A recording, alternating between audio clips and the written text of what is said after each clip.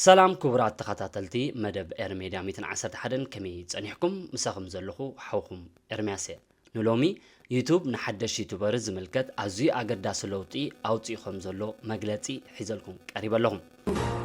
ما نسو السو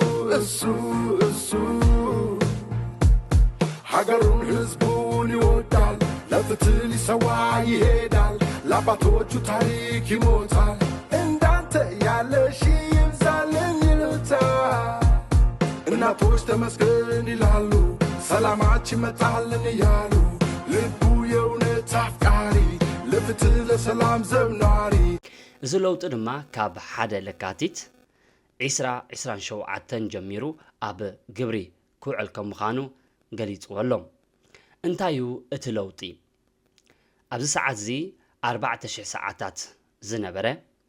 ናብ 8000 ሰዓታት ገይርዎ ከም ዘሎ ገሊፅሎም ከመመራፂ ዝነበረ ድማ 10 ሚልዮን ሾርት ቪውስ ዝነበረ ናብ 20 ሚልዮን ቪውስ ክኸውን እዩ እዚ ማለት ግን ዩቱብ ንኹሎም ዩቱበርስ ክኸፍሎም ስለዘይደለየ ማለት ኣይኮነን ድሮ ገንዘብ ዝኽፈሎም ዩቱበርስ እንታይ ክኾኑ እዮምን ካልእ ንዝብል ጽቡቕ ገይረ ኣስፊሐ ክገልፀ ተኸታተሉኒ መጀመርታ ዩቱብ ፓርትነር ፕሮግራም እንታይ ማለት እዩ ዩቱብ ፓርትነር ፕሮግራም ብሓፂሩ ይብቤ ዝበሃል ኮይኑ ፈጠርቲ ትሕሶ ካብ ዩቱብ ኣታዊ ክረኽቡ ዘኽእሎም ፕሮግራም እዩ ንኣብነት ዩቱብ ኣብ ቪድዮታትኩም መዋዕውዒታት ኣድስ ክርኢ ይኽእል ሰባት ቪድዮኹም ክርእዩ ከለዉ ካብቲ መዋዕውዒ ዝርከብ ኣታዊ ገለ ክፋል ንክሪያቶር ይኸፍል ግን ሓደ ሰብ ሎሚ ቻነል ከፊቱ ጽባሕ ሰቂሉ ብኡ ንብኡ ገንዘብ ክኽፈል ይጅምር ማለት ኣይኮነን ዝተወሰኑ ቀጥዕታት ከማልእ ኣለዎ ንሳቶም ከመይ ይመስሉ ንከታተል ካልኣይ ናይ ሕጂ ሕጊ እንታይ ይመስል ከመይ ይመስል ኣብ ሓደ ለካቲት 2027 የጽድቆ ዘሎኸ እንታይ እዩ ውፅኢቱ ንመኒኸ ዝምልከት ሕጂ እውን ክንሪኦ ኢና ከም ንፈልጦ ዩቱብ ኣብዚ ሕጂ ሰዓት እዚ 1000 ሳብስክራይብ ወይ ድማ 4000 ሰዓታት ሙሉእ ብሙሉእ ፓርትነር ፕሮግራም ወይ ድማ ተኸፋሊ ዩቱብ ክትኸውን ዝገብሩኻ ዝነበሩ እዚኦም እዮም 1000 ሳብስክራይብ ከምኡውን 4000 ቫሊድ ፐብሊክ ዊች ሃዋርስ ኣብ ዝሓለፈ ወይ ድማ ኣብ ውሽጢ 12 ወርሒ ክትመልእ ከም ዘለካ ወይ እውን 10 ሚልዮን ቫሊድ ፐብሊክ ሾርት ቪውስ ኣብ 9 መዓልታት የድሊ ነይሩ ስለዚ ክልቲኡ 4000 ሰዓታት ወይ ድማ 10 ሚልዮን ሾርትስን ብሓንሳብ ክትረኽብዎ ንኹሉ ብሓንሳብ ክትገብሮ ኣድላይ ይኮነን ሓደ ወይ ድማ እቲ ሓደ ክትሕዙ ኣለኩም እዚ ማለት እቲ ዩቱብ ከመመራፂ ክልተ መገዲ ሂብና ኣሎ እዚ ማለት ወይ እቲ 4000 ሰዓታት ወይ ድማ እቲ ከመመራፂ 10 ሚልዮን ሾርት ቪድዮ ኢልና ዘሎ ምውሳኒ ናትኩም ኤናይ ይሕሸኩምን ኤናይ መገዲ ንዓኹም እቲ ዝቐለለን ርኢኹም ክትቕፅልሉ ወይ ድማ እቲ ሾርት ቪድዮ ወይ እውን በቲ 4000 ሰዓታት መሊኹም ካብ ሓዲኡ እዩ ናይ ፓርትነር ፕሮግራም ዝገብረኩም ወይ ድማ ተኸፈልቲ ክትኾኑ ዝገብር ሳልሳይ ካብ ሓደ ለካቲት 27 ዝቕየር ዘሎ እንታይ እዩ ኣብዚ እምበኣር እቲ ዓብይ ለውጥ ዘሎ እምበኣረይ ዩቱብ ንሓደሺ ተኸፈልቲ ወይ ድማ ፓርትነር ፕሮግራም ንክኾኑ ካብ ሓደ ለካቲት 2027 ጀሚሩ እቲ መእተዊ ደረጃ ክውስኾ ከም ምዃኑ ገሊጹሎ ወይ ድማ ደብልት ገይርዎ ከም ዘሎ ኣብቲ ኣብ መእተዊ ዝገለጽክዎ 4000 ሰዓታት ዝነበረ ናብ 8000 ሰዓታት ከም ዝቐየሮ ዝገልጽ እዩ ሓደ ግን ዘይቀየረሎ ንሱ ከዓነይ እቲ ሳብስክራይብ 1000 ከተብፅሕ ከም ዘለካ ግን ከዓነይ ዊች ታይም 4000 ሰዓታት ዝነበረ ኣብዚ ሕጂ ኣብዚ ቅጽል ግን 8000 ኳሊፊድ ዊች ሃዋርስ ኣብ 365 መዓልታት ወይ እውን እቲ ሾርት ከመማራፂ 10 ሚልዮን ዝነበረ ናብ 20 ሚልዮን ኳሊፊድ ሾርትስ ቪውስ ኣብ 9 መዓልታት ክኸውን ከም ዝኾነ ገሊፅዎሎ ወይ ድማ ኣጽዲቕዎ እዩ ዘሎ ኣቕልል ከነብሎ ግን ዩቱብ ነቲ ናይ መእተዊ ደረጃ ዳርጋ ብዕጽፊ ወሲኽዎ ከም ዘሎ እዩ ዝገልጽ ከም ራብዓይ ድማ 8,000 ዊች ሃዋርስ ክንደዩ እስከ ንኣብነት ንርአዮ 8,000 ሰዓታት ማለት 480,000 ደቃይቕ እዩ ንኣብነት ሓደ ቪድዮ ኣውፂኻ ወይ ድማ ሰቂልካ 100,000 ሰባት እንተርእዩ ነፍሲ ወከፍ ሰብ ብማእኸላይ ናይ 5 ደቃይቕ እንተርእዩ 100,000 ማል 5 ደቃይቕ 5,000 ደቃይቕ እዚ ድማ ልዕሊ 8,000 ሰዓታት ይኸውን ስለዚ 8,000 ሰዓታት ዘይከኣል ኣይኮነን ንሓደሺ ጀመርቲ ቻነል ቀሊል እውን ኣይክኸውንን እዩ ሓምሻይ 20 ሚልዮን ሾርት ቪውስ ኢልናዮ ዘለና እዚ ድማ ዝያዳ ዓብዪ ቁፅሪ ይገብሮ ኣብ 9 መዓልታት 20 ሚልዮን ኳሊፊት ሾርት ቪውስ ክትረክብ ኣለካ እዚ ብማእከላይ ኣብ መዓልቲ ኣስታት 222,000 ቪውስ ማለት እዩ ስለዚ ሾርትስ ጥራይ ተጠቂምካ ናብ ፓርትነር ፕሮግራም ወይ ድማ ተኸፋሊ ንኽትኸውን እዚ ሾርትስ ጥራይ ተጠቂምካ ናብ ፓርትነር ፕሮግራም ክትኣቱ ንሓድሽ ክሪያተር ዓብዪ ብድሆ ክኸውን ይኽእል እዩ ሻድሻይ ነቶም ተኸፈልቲ ኮይንኩም ዘለኹም እዚ ኣዝዩ ኣገዳሲ እዩ ድሮ ኣብ ዩቱብ ፓርትነር ፕሮግራም ዘለኹም እቲ 8,000 ሰዓታት ወይ ድማ ከመመራፂ 20 ሚልዮን ሾርት ቪውስ ናይ ሓድሽ መእተዊ መመስፈርቲ ንሽታትስኩም ወይ ድማ ንዩቱብኩም ኣይ ይፀልዎን እዩ እዞም 4,000 ሰዓታት መሊእና ተኸፈልቲ ዝኾንና ሰባት ሕጂ 8,000 ሰዓታት እንተዘይ መሊእናዮ ይዓፁና ድዮም ኢልኩም ኣይትፍርሑ እዚ ሓድሽ ካብ 4,000 ናብ 8,000 ሰዓታት ዝብሎ ዘሎ ወይ ድማ ከመመራፂ ካብ 10 ሚልዮን ናብ 20 ሚልዮን ዝብሎ ዘሎ መስፈርቲ ብቐንዱ ይብል ንሓደሽቲ ፓርትነር ፕሮግራም ንክኾኑ ዘመልክቱ ዘለዉ እዩ ሻምናይ ግን ነቶም ተኸፈልቲ ኮይንኩም ዘለኹም ዩቱበራት እውን ይብል ዩቱብ ናይ ፓርትነር ፕሮግራም ሕግታት ፖሊስን ቀጻሊ ይምርምር ስለዚ ሓንሳብ ፓርትነር ፕሮግራም ኮይነየ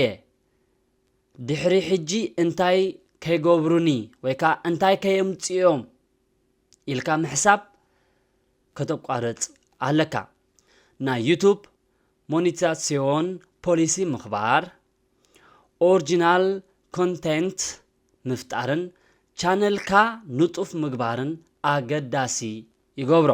ቅድሚ ናፍታ ሻምነይቲ ምኻደይ ነቶም ፓርትነር ፕሮግራም ኮይንኩም ተኸፈልቲ ኮይንኩም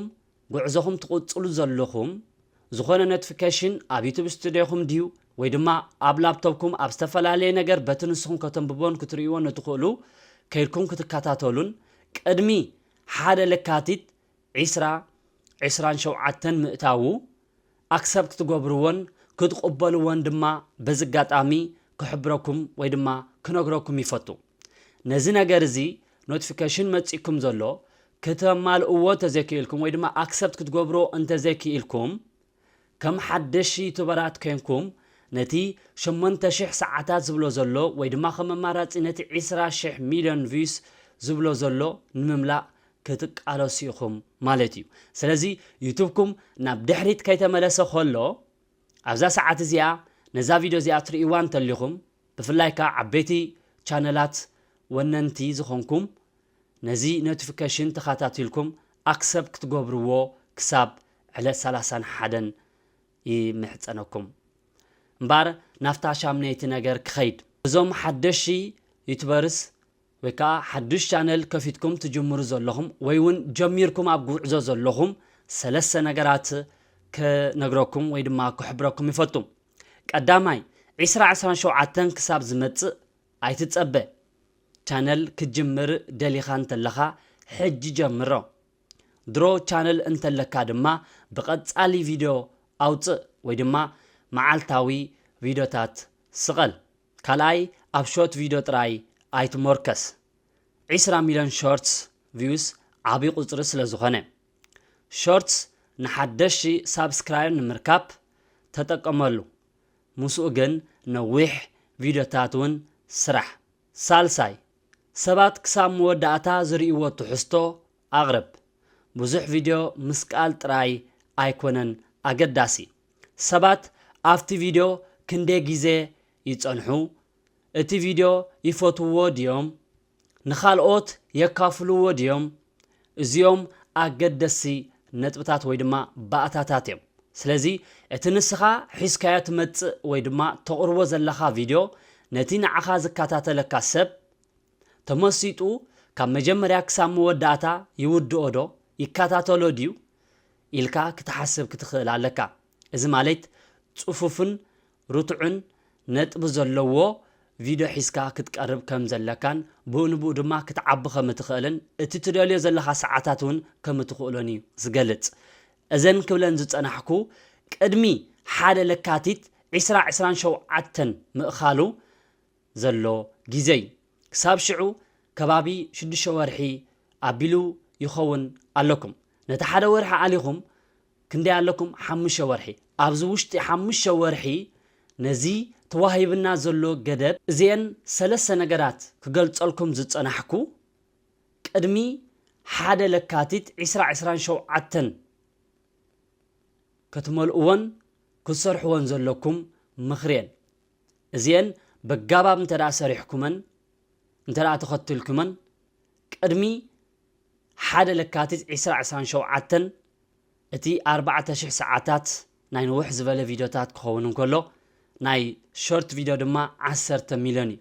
ካብ ክልቲኡ ሓደ መንገዲ ሒዝኩም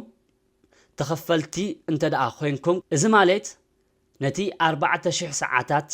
ንንውሕ ዝበለ ቪድዮ ወይ ድማ ከም መራጺ ንሓጸርቲ ቪድዮታት ወይ ከዓ ሾርት ቪድዮ ን10 ሚልዮን ዝብለና ዘሎ ቅድሚ ሓደ ለካቲት 2027 ክትመልእዎ እንተደኣ ክኢልኩም በዚ ሕጂ ዘሎ ሰዓታት ስለ ዝቆጽር